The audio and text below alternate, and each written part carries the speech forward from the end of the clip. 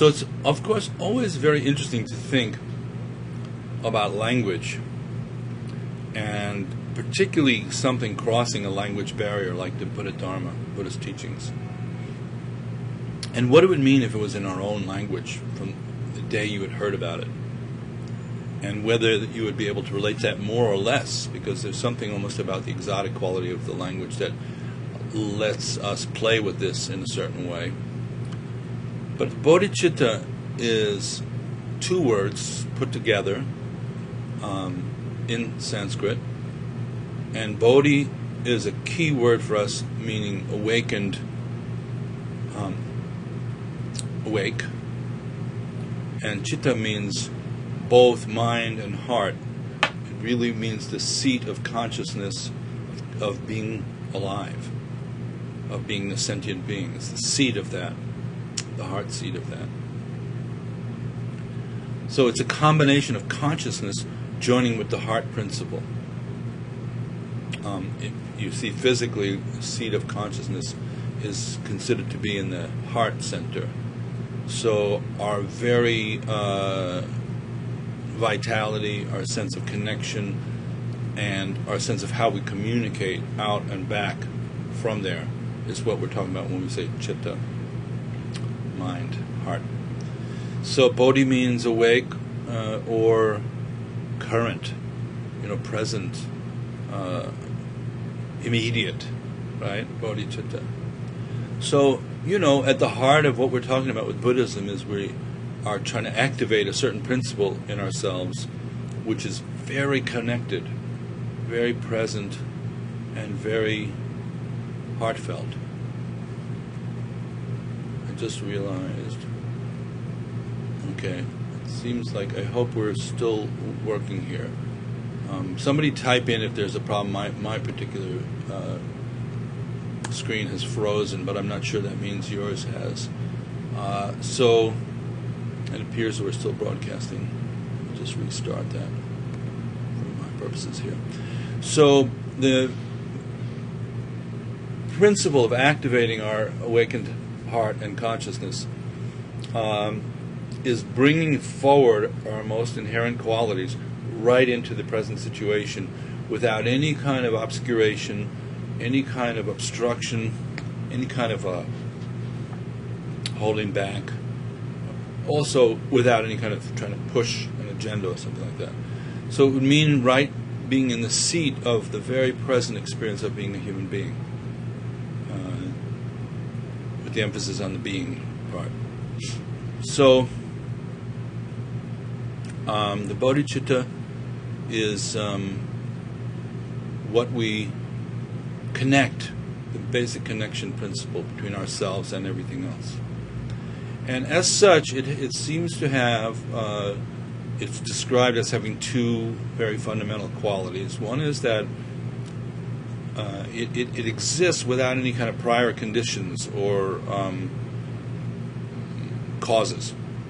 So that is a very profound idea, and that's called absolute bodhicitta,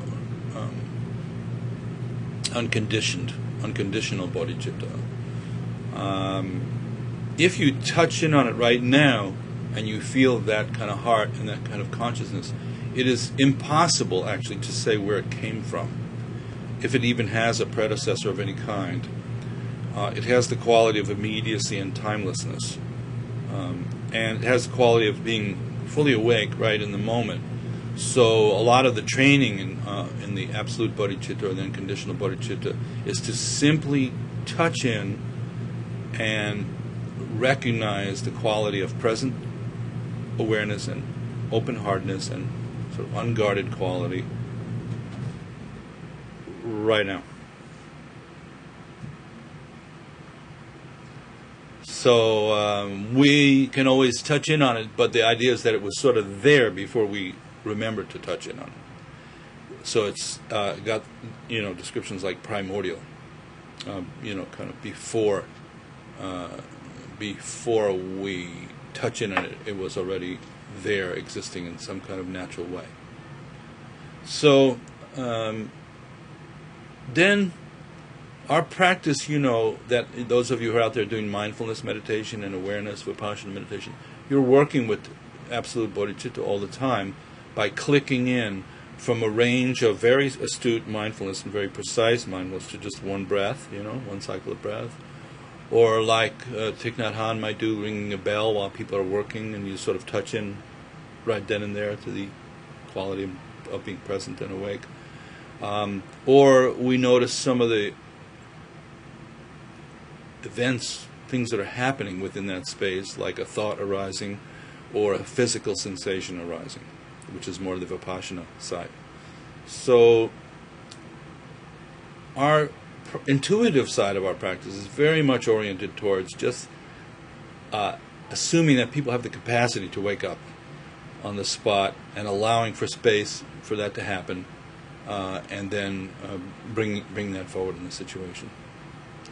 So the second side, as you know, is working with the more contemplative aspect of the bodhicitta, and that would be sorry, I'm just trying to keep us current here. That would be the what in there is that, what part of that experience is accessible to us in a sort of ongoing way, an expression of that open heart, that wakefulness.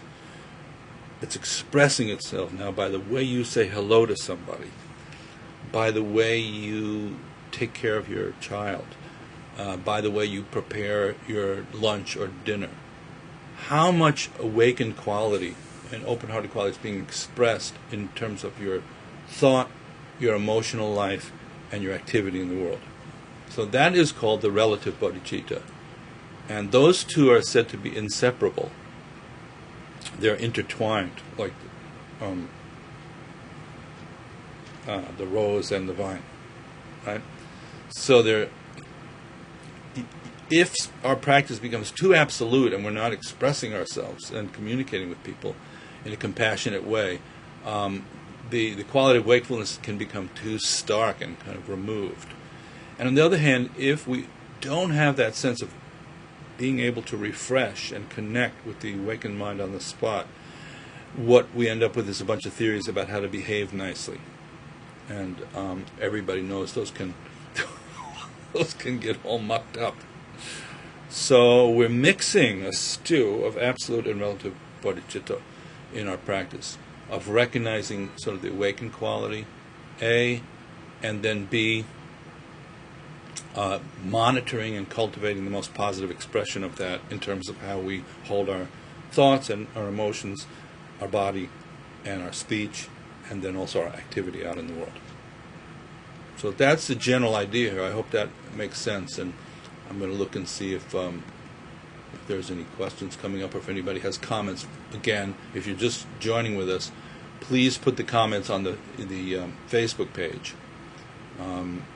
Open a second window, go back to my Facebook page, and you'll see a scroll there. So I'm just going to look over there and make sure that we're all getting the idea of that, which it appears that we are. Wonderful. Jello is telling me it's still good. Okay, over here. And okay, nobody else has frozen. So starting now, excuse me, if you have any questions or comments about what we're talking about, just go ahead and lob them in on the Facebook page, and we'll sort of take them as we go. So, having established the ground of absolute and relative bodhicitta, we basically undertake a progression, not always linear, but a progression of practice regimens to enable us to recognize the awakened mind and state of being, even though it's right at hand, and also then to cultivate its expression in terms of ingraining it into our action. And one of the trigger points of that is using our thinking mind in a very creative way to deliberately conjure thoughts and feelings that link us to that experience, and to, in a sense, begin to not follow, not by repressing, but simply not following thoughts that take us down the road towards, kind of recreating habits and patterns that just create negative anti-bodhi, unawake, unconscious, thickly discursive, repetitively habitual patterns. How to unplug those. At the same time, cultivating thoughts and emotions and actions that lead towards the awakened heart and mind. So within this relative bodhicitta practice, this is like the huge section of the Mahayana training, the middle vehicle training, the big vehicle. Because all of a sudden we've come out of our cave or our thatched hut or our room in our apartment, and as a practitioner we look around and we see, oh, there's so many people around and animals, and you look at people's faces and and you go, well, if this is awake, you might think maybe I want to go back to sleep and read my newspaper or watch television or whatever, and for sure that's going to come up. As we awaken, there's a sense of being exposed much more purely and directly to the suffering around us and within us. So this notion that the kind of awakening or the meditation practice is somehow going to be a tranquilizer or a sedative is something that, as people who know me, we talk about that all the time. When we talk about awakening, it's a very full spectrum of experience that we awaken to, and a lot of it in this particular world is ourselves and people sort of struggling and working with their confusion and challenges that they are facing. So as we go through these Brahma Viharas, the notion is we ourselves in a way are becoming lighter hearted and kind of more uplifted, but at the same time we experience and are willing to take on more of the difficulties and the suffering. I hope that makes sense.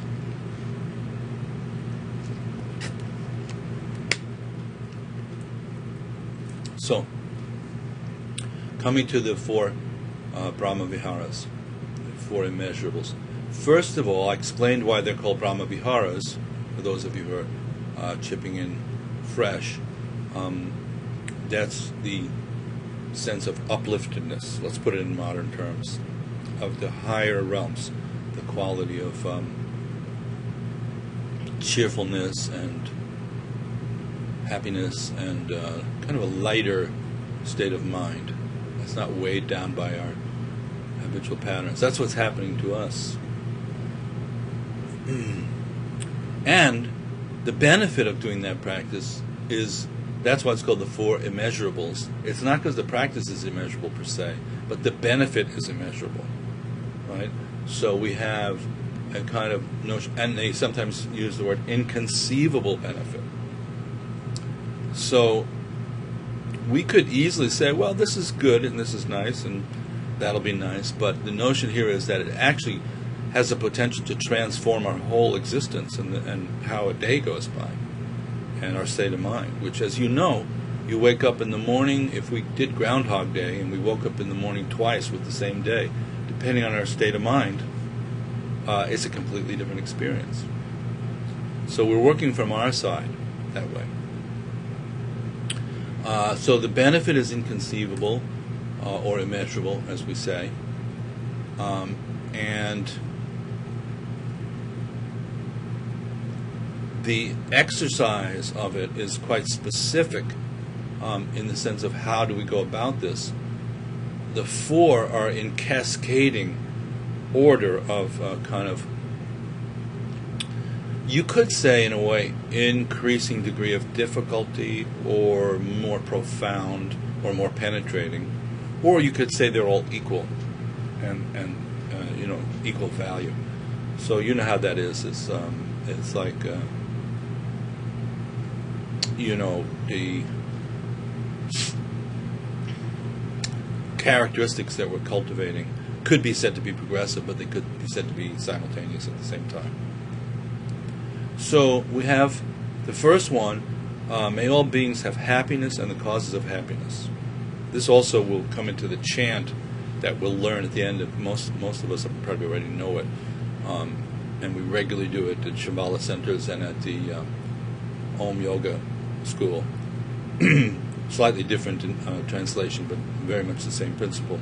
But the first one is, may all beings have happiness and the causes of happiness. So this one is called Maitri, M-A-I-T-R-I, or loving kindness. And for those of you who have been knocking around the meditation retreats and have taken a Vipassana retreat, you would have heard it called Metta, M-E-T-T-A, which is the Pali translation, or the older translation. And then the Sanskrit word, which is popular, is Maitri, M-A-I-T-R-I. And then as it was brought into English, it was translated mostly as loving kindness. I've also seen it translated as unconditional friendliness, or unconditional loving kindness. The operative word there is love and kindness, which, if I have to explain what those words mean, we're going to be in a lot of trouble.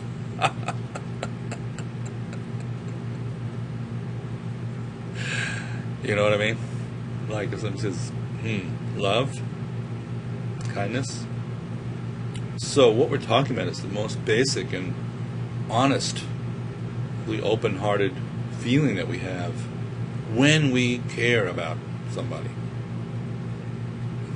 Loving kindness flows naturally in a situation, and it's also conditional, because we think, well, if this person is nice to me, I'll express this.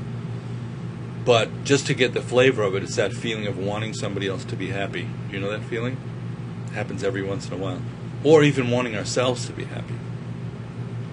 From the point of view of the practice, we are somebody else.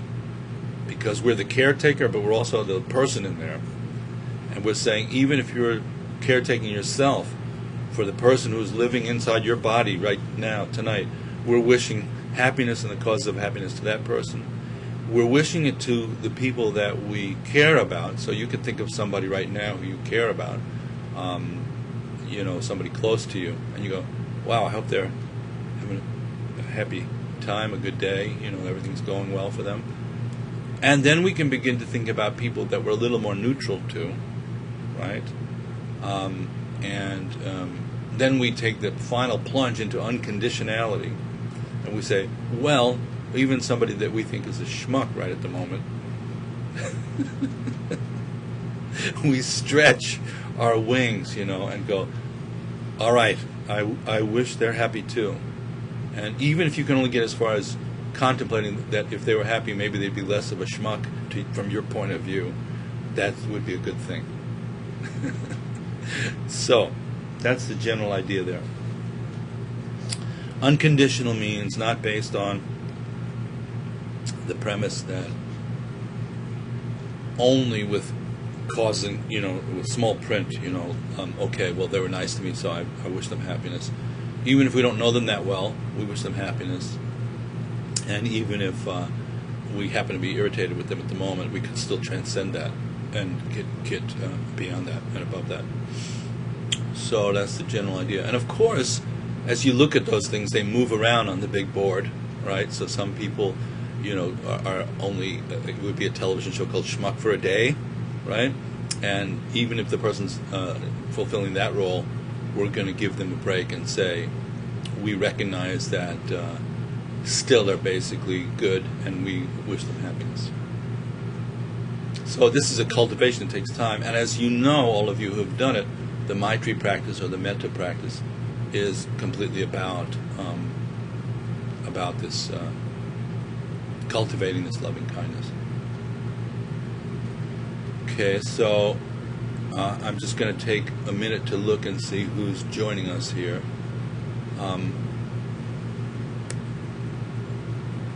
Marzia is from Rome, is writing in. Ciao, nice to have you with us.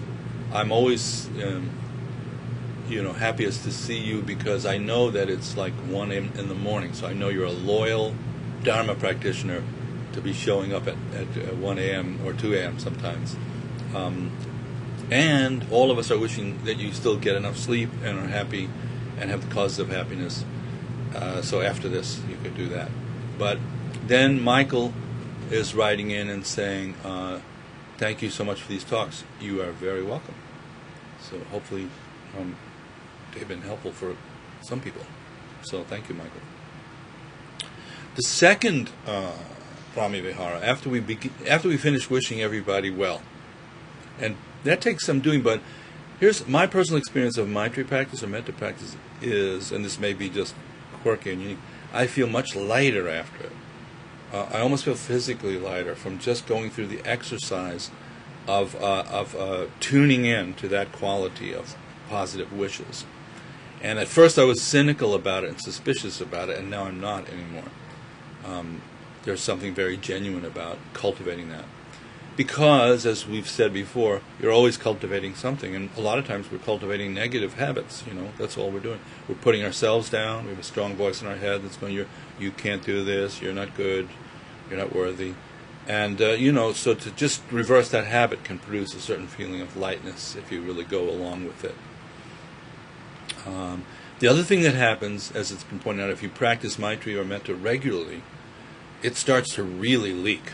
It would be like having a cup of coffee, Maitri is in the thing, and you have that, you've now brewed your coffee, which is the practice, right? So now the Maitri is very concentrated, and now you're walking through the hall, but it springs leaks and it starts to sort of splash out in daily life. And I could tell you something that actually happened to me today, where I was walking down the street and I looked at somebody and they just looked like so real to me and so vivid and so basically good that I thought, in myself, I said silently, I said, hello, neutral person. I actually said that to myself. So I recommend for anybody who's, going down this road, that we all consider doing some Maitri or Metta practice. And if you don't know how to do it, it's up on my website and on the Facebook page. You can link through, and if you can't find that, just write me a message and I'll send you a link to it. But if we all started practicing that, that would be fantastic. And it's the easy one. It's kind of not that hard to do. So now the second Brahma Vihara, the second immeasurable, is called Karuna. The first one's Maitri, the second one's Karuna. And again, in our own language, it's compassion in English. I mean, I don't know. Marcia, you can tell us what it is. Compassion, maybe you could type in what it is in Italian. I'd love to know that. What would the word for compassion be? So that's, if you don't mind typing that in, please do. And compassion is a further step, definitely, where we wish, may all beings be free from suffering and the causes of suffering, which is an utterly profound wish, because all beings clearly are not free from suffering and clearly not free from the causes and conditions which create suffering. Otherwise, this world would look really, really differently if that was the case. So in a way, we're taking on an impossible task, and we're sort of declaring our role as a bodhisattva, as a compassionate being, and as a kind of hopelessly endless undertaking to create that reality of being willing to take on the suffering of all beings. So the image, of the bodhisattva comes up here, and one of the favorite ones is Avalokiteshvara, Chenrezig in Tibetan, who's so compassionate that when he saw the suffering of beings and he realized he only had 2 eyes and ears and 2 hands to help, a tear came down and cracked his head open and his whole body open, and then he ended up with 1,000 arms and 1,000 heads. So to become much more prolific in terms of the ability to work with people. So that's a very powerful image, one that I've always loved. And Chenrezig, as you know, probably is the sort of national hero or energy bank of Tibetan culture. Everybody would know Chenrezig. And that mantra of Om Mani Padme Hum is Chenrezig's mantra. So people just walk around saying that, which is fantastic. I mean, it beats screw you by quite a lot in terms of walking around chanting that, or get out of my face, or I'm sick of you, or whatever we chant in our little subconscious gossip mind. May all beings be free from suffering, the cause of suffering. So again, if you simply say that enough, it begins to attune your mind to that quality of feeling. But then in contemplating it, you begin to look for the suffering, the cause of suffering. And the key practice that's associated with that is called sending and taking. Tonglen, T-O-N-G, then L-E-N, Tibetan. Sending and taking, you take in the suffering and you send out the happiness. So, you become like a foreign exchange, a currency exchange unit. People bring you, if you had a window in the airport, people would bring you in there suffering and confusion, and you say, okay, how much do you have? And then you would take that, and then you would give them sort of, some kind of uplifted quality and joy and happiness that you're wishing for them. So the people we know who do this naturally are people like caretakers and nurses, and unbelievable, Some people don't have any notion of Buddhist teachings or whatever, or they have a different religion or no religion, but they just see suffering and they want to help. So in this case, we're working with our own obstacles. Mainly when we practice, we're removing our own obstacles and our own sense of wanting to hold in anything good we have and keep it for ourselves. Hoarding. And we develop generosity and open-heartedness just by navigating that direction. Practice has certain specifics to it, but the essential point is to be willing to breathe in Tonglen, on the in-breath, the kind of things that you think of as difficult out there. Maybe it's somebody in your family or somebody you're talking to. You just kind of just start to go, okay, I'm open to, I'll take it. And you have to have a sense of emptiness, not that you're breathing in this solid thing and now it's going to make you sick. That really won't work. That's the equation of two people going into the quicksand, You have to have some feeling of generosity already and lightness of heart and joy in order to even undertake that. So Tonglen is a very advanced practice as far as I'm concerned. You can do it early on, but to really dig into it, it's gonna cut into any sort of sense of ego clinging that you have. It's a very potent transformational practice. So let me just see that's the first two, and before I go on, I want to just see if anybody has any comments. I feel so happy. When I see Italian, it always makes me happy because it reminds me of good food. I know that's a horrible thing to say, but it's true. So Marzia says, in Italian, it's compassione. So that makes me even think it's not really a separate language, but you guys are just making that up over there. And compassione. Okay, so thank you for writing that in. It makes me feel like I have company here, which is a great feeling when you're sitting in front of a computer.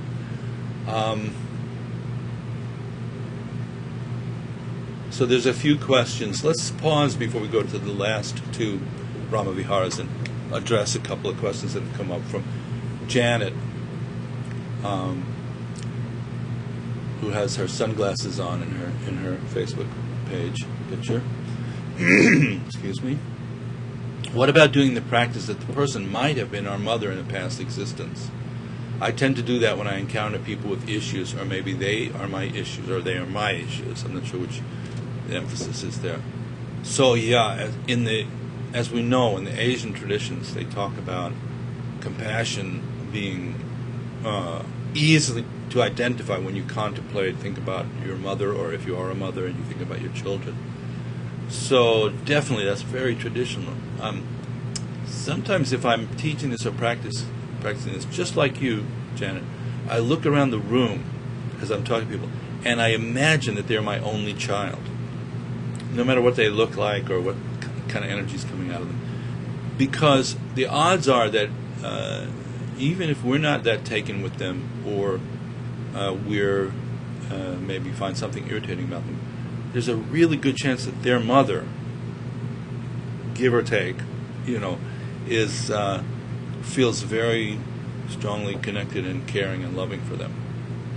So it's so funny, because when you talk about this, I think in Indian culture or Tibetan or Bhutan, I don't think they have so much problem with this, of psychologizing this so much.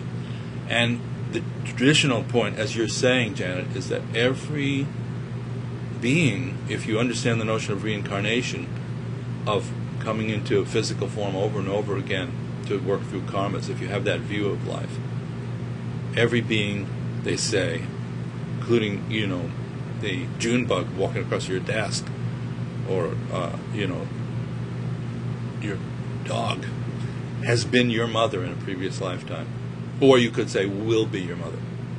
So that has meaning poetically for me, and for some people it has very literal meaning. But I don't think we have to rely on the literal meaning, because what we could do is think about our own mother, and there are contemplations like this, in this very lifetime. And we could transcend the psychological thing of, well, my mother messed me up, and she was very neurotic, and now I'm very neurotic because of that. Even if that's true, which it, certainly could be true, somebody cared for us when we were completely helpless, and we wouldn't literally be alive if they hadn't. So they even say in some of the more modern interpretations of this, even if we're a test tube baby, somebody heated the test tube and actually provided the nutrients and cared for us. And without that basic principle of nurturing and care, we would literally not be here having this conversation. So definitely you can either think of a person that's been your mother in a past existence, or they have a mother, or they could be a mother, or you could use that as a poetic metaphor to just say, how would I feel if that was the case? So definitely so. Then Cassandra said, this loving kindness seems to me to be the hardest with those closest to us, who for whatever reason, however, arouse feelings of hurt, disappointment, or shame.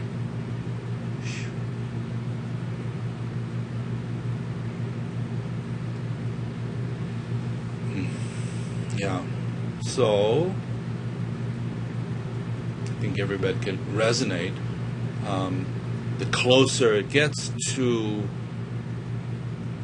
the marrow of the bone, the more intense the feeling of compassion and love, and the more intense the collection of kleshas or obstructions. For example, if you're married or you have an intimate relationship, most people will experience extreme passion and compassion for that person, like nobody, because they know them so well. And also, maybe a feeling of the most tangled web of complicated issues coming up. I don't know many married people who aren't working with that kind of co-emergence. So,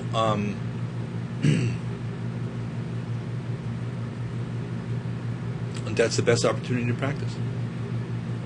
And the metaphor for it for me is Thanksgiving dinner. I've probably said this before. You look around and you see all these people who sort of look like you, which is kind of like, how come you're wearing my jeans?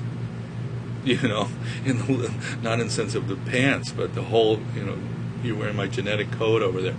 And how come I'm so close to you, but I also, you can be so irritating to me, And this is, I think, in the human world that we live in, if we don't acknowledge this kind of challenging aspect of developing these relative bodhicitta qualities, and we just go for the more superficial, new agey version of it, like just sort of, lightly skipping across the surface of the pond of kindness and compassion, it requires some real digging in, and it requires kind of doubtless confidence in the basic goodness of all concerned, of all parties concerned, right? So we have to sort of create that ground for ourselves, starting home with oneself, and then look into people, and you have to be able to connect to that kind of quality of fundamental goodness in them, and then recognize the challenge has just the degree of difficulty has just gone up to 8.9,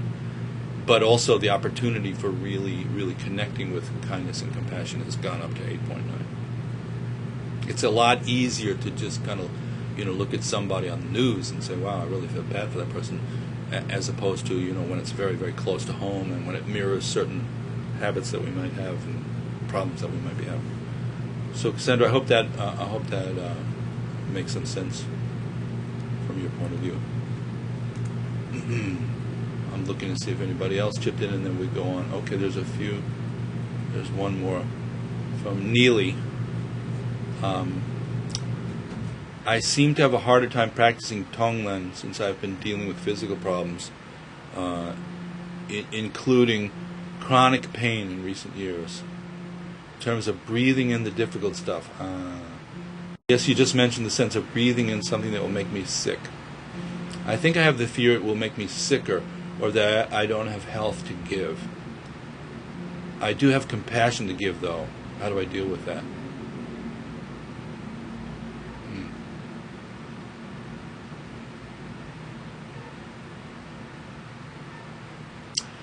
So in Tonglen, there's something that is a little second-tier technique where you can take any focal point of pain or suffering that you might have, for example, and then you say, now I'm dedicating this practice, or I'm practicing for the benefit of all people who are experiencing this kind of difficulty.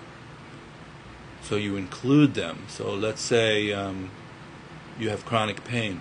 Now you're thinking of yourself and all the people with chronic pain. You're breathing that in and breathing out the relief. And you can do it for yourself. That's completely legit. So basically, in a sense, you're just allowing what's happening to you to happen, because you can't really jump over it. So you're creating a certain kind of spaciousness and openness in which that experience is respected and not being suppressed. Then you know what other people are going through who are having a similar issues. And then you can send them sympathy for that. So the notion of the breathing in is not so much like physical as much as kind of energetic.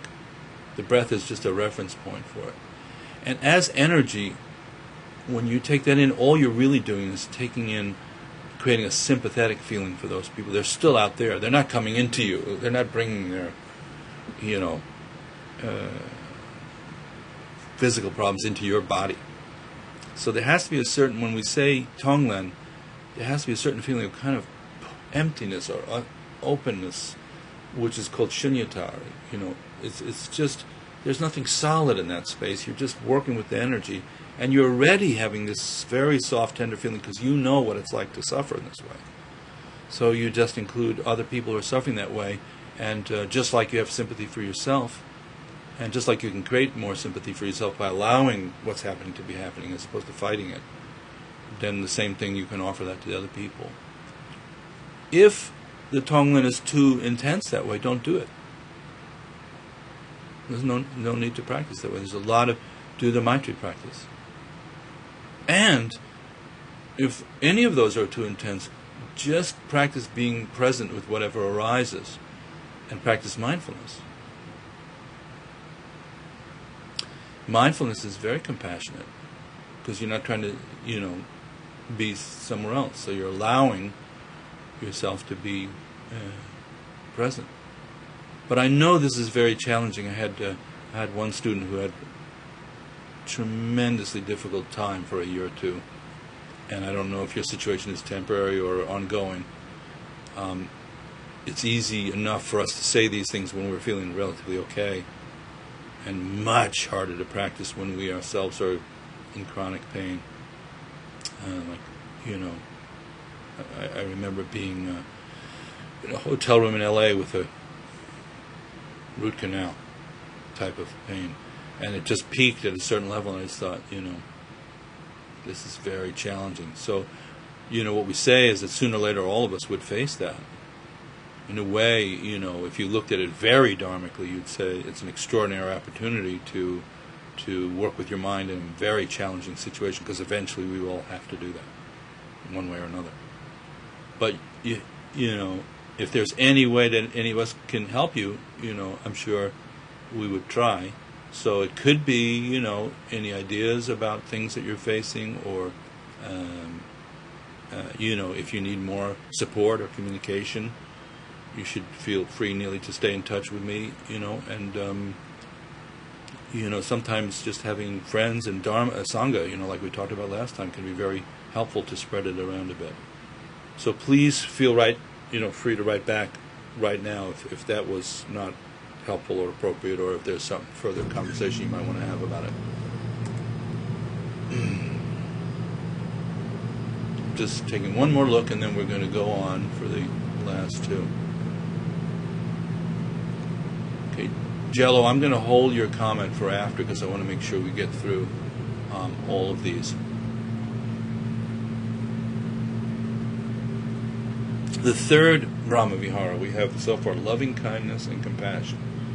Third one is Mudita, M-U-D-I-T-A, which is sympathetic joy, a very particular kind of enjoyment which comes from connecting with the happiness of others. Excuse me. Again, including the notion that others, we're sort of part of others in a certain way too. I mean, we're a people, right? We're a person. So if you got all the people together, we'd be one of them. So you can include yourself always in that way. We don't always have to be the center of the universe. Sometimes we could just be a basically good person who also is having some trouble along with the other people, right?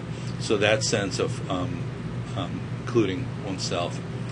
But resonating with, so this would be sort of completely undercutting the notion of competition, jealousy, greediness, and hoarding even further.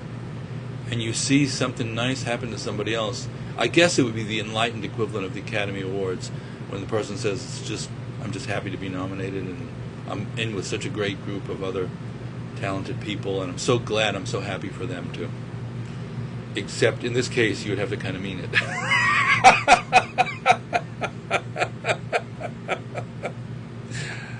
hope I'm not offending anybody particularly, but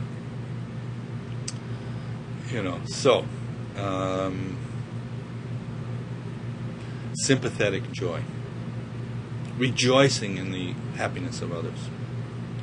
Now if you think about it, that gives you a lot more opportunities to be happy, if you just think about it that way. And I think it's pretty natural when we have friends, they call up and say, I got that new job, or I'm getting married, or I have a baby on the way. This is a very natural sort of uplift, but we also work with any kind of obstacles that come up in terms of us feeling left out or unappreciated ourselves, and transforming those feelings into appreciating and enjoying the happiness of others. May all beings never be parted from freedom's true joy. That's the way Gelek Rinpoche translated it. And then finally, the fourth one is equanimity, which is upeksha in Sanskrit. And equanimity is kind of the final frontier. It has the connotation of we've released our bias towards only experiencing happiness in a very limited way, of things going right for us in a very predictable way for a short period of time. And that's the only way we're ever going to say, I'm happy. And we've released our attachment to riding the energy of our aggression and feeling satisfied about being pissed off about somebody else and that they're to blame, and that kind of hostility that we have.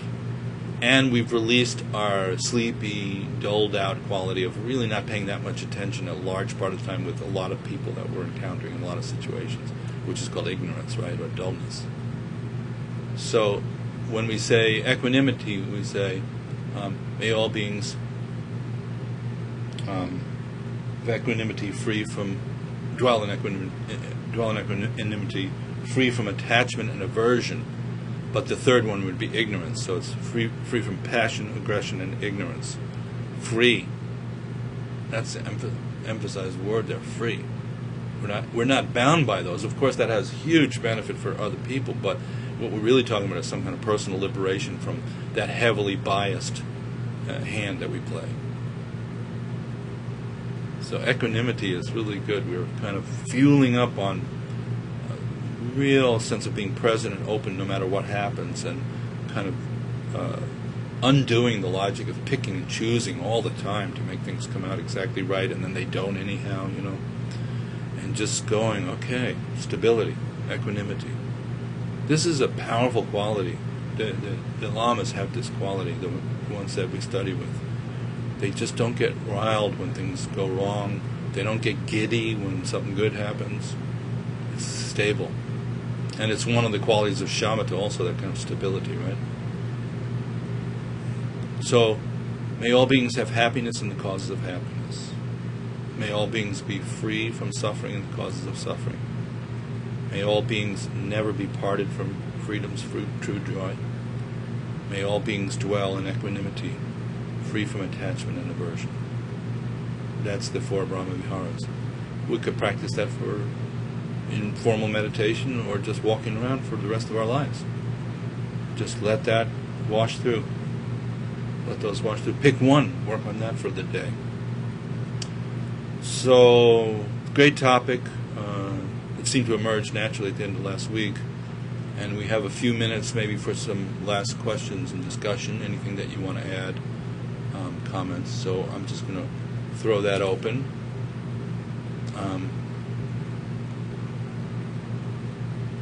Okay, so let's see. Then we have comments here, which are quite a few. Oh, good. Let's just look at a few of these.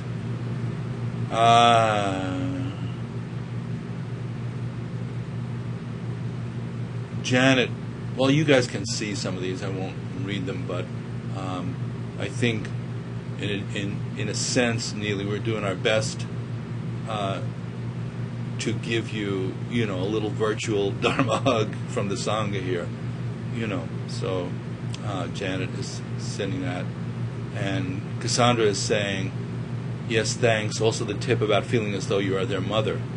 Great question from Neely. I struggle with that too. So sometimes I've found in my life coincidence has happened around certain ailments. Maybe somebody has something similar and you get a tip about it. Just saying that sometimes that can happen. Jello is just saying, which is Joelle, that's my nickname for her. I just rearranged the letters in her name. I've just recently started thinking about how irritating I can be to my family when I start getting frustrated with them. Then I have a good laugh, and it makes it easier to practice loving kindness with myself and my children and my husband. So, glad to hear that. Of course, sense of humor would be involved with all four of these. The enemy of all four would be taking ourselves too seriously.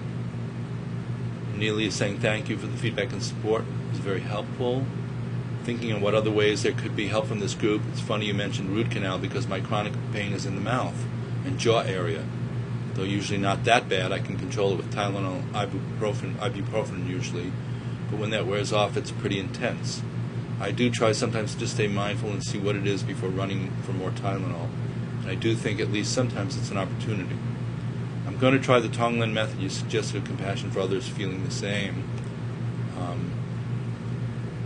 See what happens with that. And, one of the things about pain above the neck is it's awful close to the brain. So sometimes it's harder to think. That was my experience. Anyway, I just couldn't think it through. So you have to sort of, in a way, work with that. I'm glad to hear that it's workable and you can manage it. That's great. Then Cassandra saying, what is the other word for equanimity? The other word is the Sanskrit word. So it's another language, but it's upeksha, which is U-P-E-K-S, with that accent that means So UPEKSA. And if you guys look this up online, the Four Immeasurables, one of the amazing things these days is that you can find out volumes of information about any of these topics just by scanning the internet. Let alone there are great books about it, but I've been stunned by how thorough some of the information is. You got to weed through it and see if you're getting something that feels, accurate. So Marcia is saying to Neely, I would like to suggest light yoga exercise as well. It's very helpful for muscle tension release and stimulates all the internal organs and glands. So of course there's quite a few yoga practitioners in our group in general. And then Cassandra is saying, equanimity strikes me as bland, like a boring flat cracker.